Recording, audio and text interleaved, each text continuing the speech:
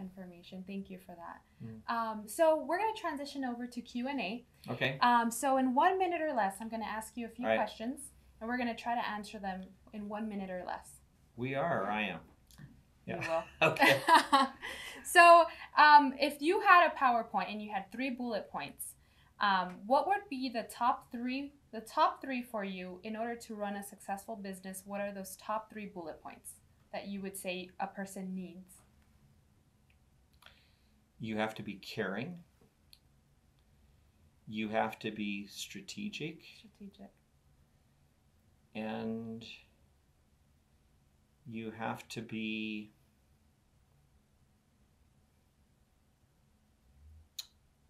open to listening to others. Open to listening to others. I love that. And how do you, as far as tips to managing your calendar or managing time, in 1 minute or less, how would you say to manage successfully and effectively your day?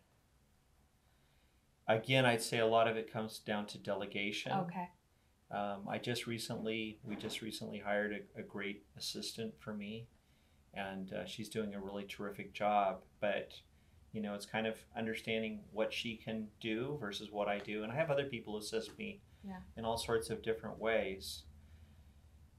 But you know, I mean, again, the tendency is you want to do everything, you want to experience everything. You get these offers, and sometimes, I mean, it's just kind of like, well, you know, you need to pass these. You need to let other people grow. I'll give you an example. My dad, you know, used to do all the traveling, do all the sales work for the company. Yeah. And he came up through, you know, as a manufacturing representative, so that was natural.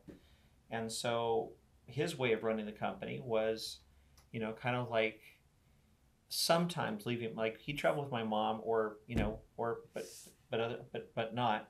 And then frankly, I don't think he spent a lot of time like the way I do on managing the company.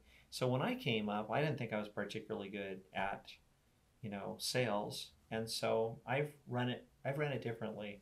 I'm pretty much here like all the time, like probably more than I should be. And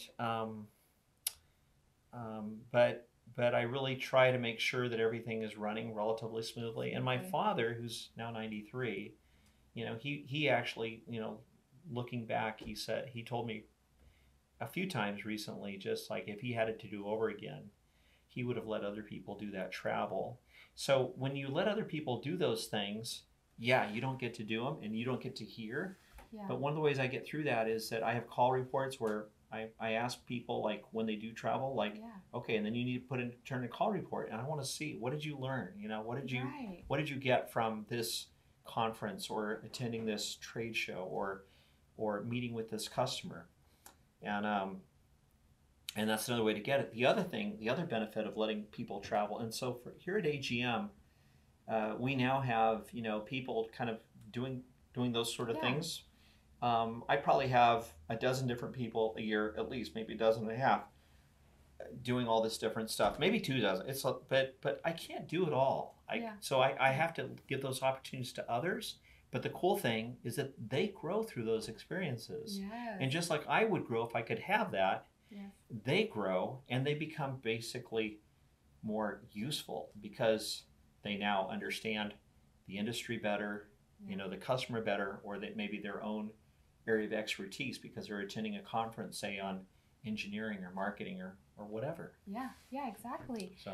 And so I wanted to ask you also, as far as any books that you would recommend to us, or a book that you've read in the past that has helped you to become a better entrepreneur, because you are an amazing business owner and you're a CEO and you're very kind. You run it all. And at the end of the day, what book have you read that has changed a lot in your days to now, applying it now? So we're an ESOP. We have an employee stock ownership plan. Oh, okay. And my parents started that as a tax strategy to get out of the company. In other words, to sell the company to the employees. But after they did it, they were very frustrated. And they were frustrated from the standpoint of, they're basically, we gave the employees ownership. We gave them stock. Wow. But they're not acting like owners. They're still acting like employees.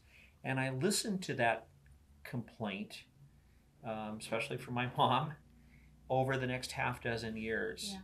And I finally read a book on ESOPs.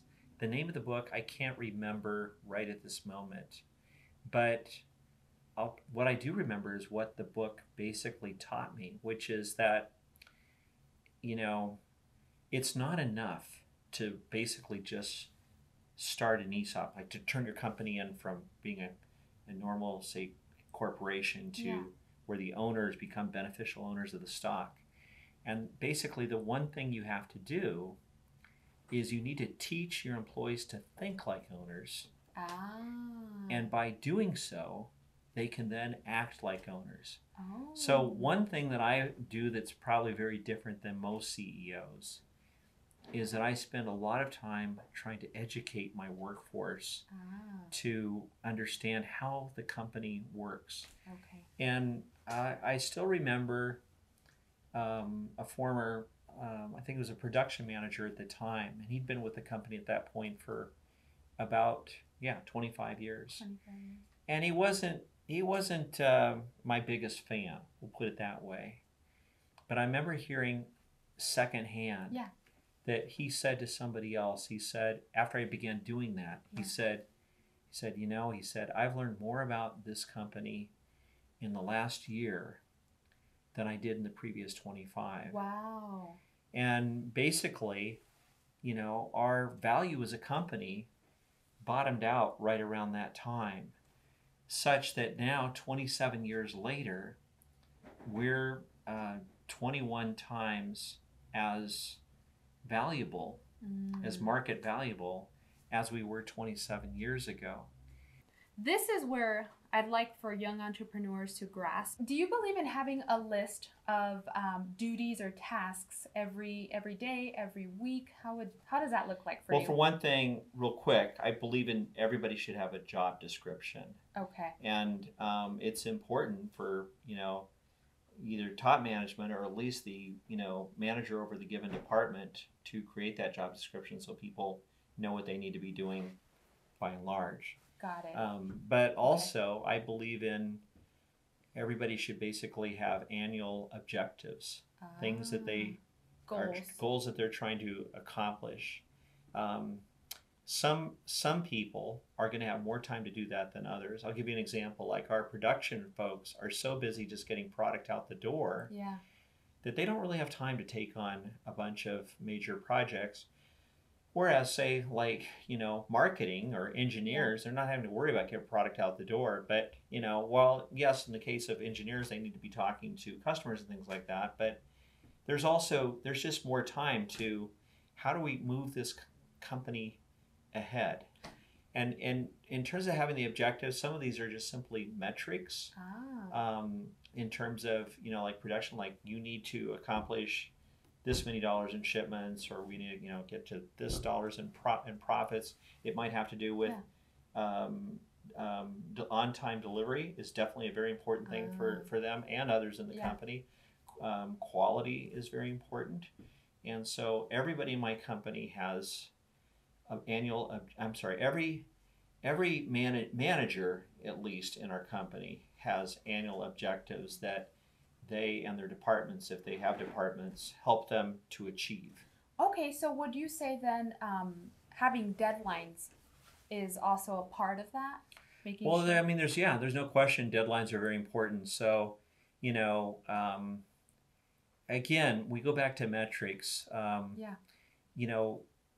When we talk to our customers annually, and we take a small sample, maybe 50, 75 customers, and ask them how we're doing in different areas, one of the things, you have to ask, like quote turnaround times.